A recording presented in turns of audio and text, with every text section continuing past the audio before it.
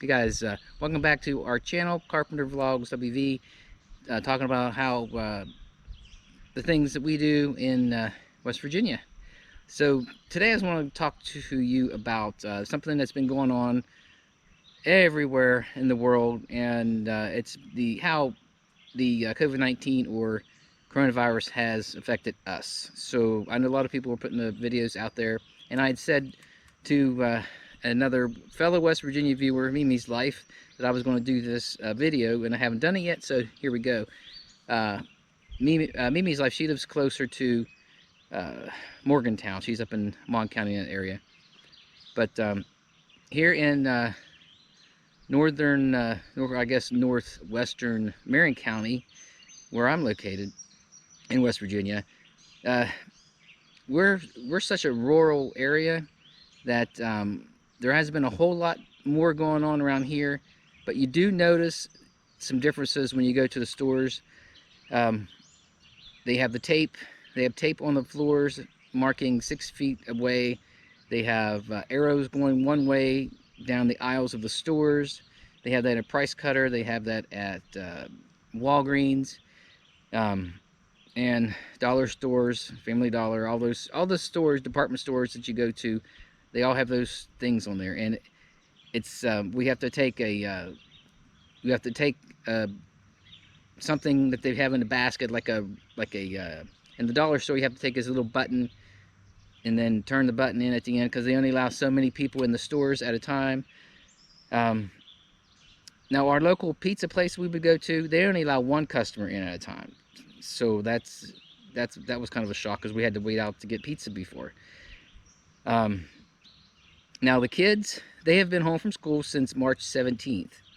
They ended up finished this year of school, doing online classes, waiting for assignments from their teachers, and then Stacy and I have to make sure that they actually get their assignments done and turned in. It's different.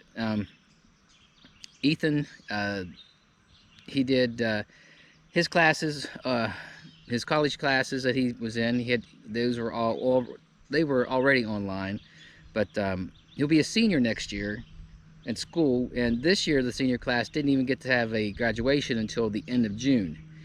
And then they had to practice their social distancing. They had them apart on the field, and then they had to also wear masks. So that was different up at the school.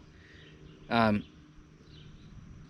when all this first started, Stacy and I, we had the kids stay at home. We didn't take them out anywhere. So it was probably till Memorial Day before they actually got out and went places. If they did go anywhere with us, then they would always stay in the car. They wouldn't go into stores. Only Stacy and I would go into stores. And a lot of times for us, it was only one of us that would go in and not both of us. As you know, if you follow my running channel, you know that I felt sick back at the end of March and actually got tested for COVID-19, but it turned out that I didn't have it. It was a negative test.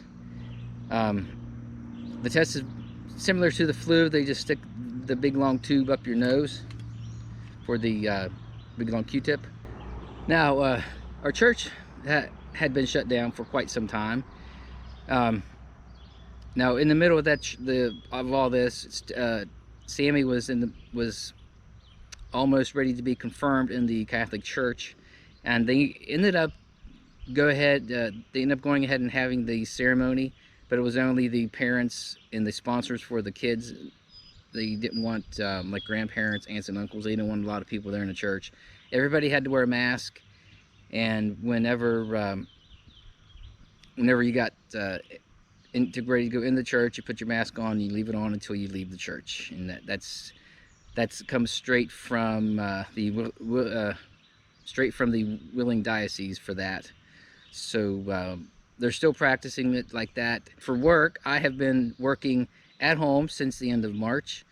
They're starting a reintegration plan, as they call it, at my job site, so that we are going to start going in 1 day out of the week for a month, and then 2 days the next month, and then after 3 months we'll be at least 3 days out of the week. So they call it phase 1, phase 2, and phase 3 of reintegration.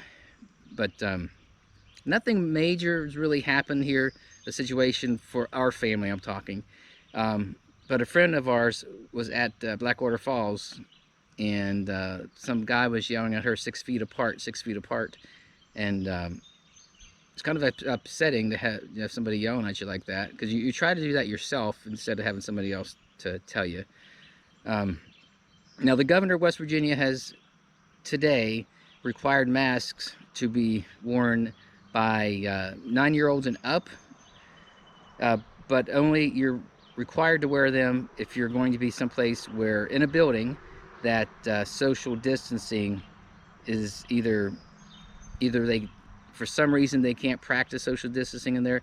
And we're thinking that maybe we can still go to the store and not wear a mask, but there's still lots of people that still do wear masks when they go in the store, mostly the elderly. There are some young people that are wearing masks around here when they go in the stores. Stacy and I haven't been wearing masks when we go out everywhere, just it's because it's not required, I guess. But we've been to a couple of doctor's appointments, and she just had Ethan at the dental office today, and they had to wear a mask. So, well, they were at the orthodontist at WVU, and she said there were people wearing masks up there too. But yeah, with the cases growing still happening, there hasn't been a day with no cases that I can recall. There's always been a case or more for each day since all this started with people getting tested in West Virginia. And I think one of the last counties was Webster County. They just got their first case this past week, or this weekend, or maybe it was today, I'm not sure. The Webster County first COVID-19 positive case. I saw the headline on the news channel website. And I think that's probably about it. You know, things feel a little bit different when you're out, and you could tell people are trying to kind of stay away from you a little bit more. Instead of just walking by the aisles, they'll turn their backs to you if you're trying to go by them, and that's kind of weird. Things feel a little bit differently, like I said, but for us, we don't know anybody personally that I know of anyway that has had the virus. Nobody in our family, but I do know a few people that have been tested for it, but just not having a positive case. Now at my job site, there was one person that was positive, and that was back in March. That was just before I had my first, well, that was back when I was first tested for myself. And then I did my my days of isolation here at the house. At that time, it was all new. And on Memorial Day weekend, Stacy's birthday, we went to Cooper's Rock State Forest, and that's where my 50K race is supposed to be held, but then it was postponed and canceled. But when we went there were lots of people around, and it just felt creepy. Oh, look, all these people around here, and I got a virus going around, and there's like hundreds of people. But again, a lot of them did wear masks. Not everybody did, and we were walking side by side with some of these people, and that's just out of Morgantown at Brewston Mills. But yeah, I think it's about all I can tell you about how the COVID-19 is affecting us as a family, how it is affecting this area around us. We've had a couple places you can't eat in restaurants either. Can't eat in Subway, can't eat in T&L hot dogs. So you have to bring your food out to you. I mean, that's nice that they can bring your food out to you, and we try to give them a nice tip when they do that at T&L's. But trying to order online so you don't have to go into the store or into the restaurants, that was different. We had done online orders, but not to this extent like we're having to do now.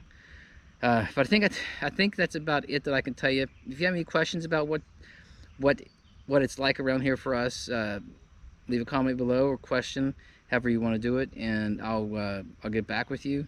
But I think that's about it. So if you guys like the video, like, comment, and subscribe, and we'll see you on the next one. Maybe we'll have another update. Thanks for watching, guys.